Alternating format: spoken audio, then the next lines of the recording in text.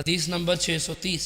حضرت ابن عباس رضی اللہ تعالیٰ عنہ سے مروی ہے، فرماتے ہیں میری خالہ حضرت میمونہ رضی اللہ تعالیٰ عنہا نے مجھ سے بیان کیا، وہ فرماتی ہیں میں نے رسول اکرم صلی اللہ علیہ وآلہ وسلم کے غسل جنابت کے لیے پانی آپ کے قریب کیا۔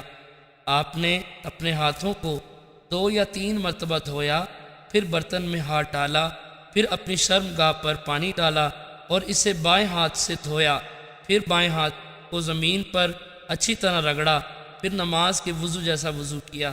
اس کے بعد دونوں ہاتھوں سے سر انور پر 3 چلو ڈالے۔ اس کے بعد تمام جسم مبارک کو دھویا، پھر اپنی جگہ سے الگ ہو کر پاؤں مبارک دھوئے۔ ام المومنین فرماتی ہیں پھر میں نے آپ کو رومال تولیہ پیش کیا تو آپ نے واپس کر دیا، جلدی کی وجہ سے شاید ایسا کیا۔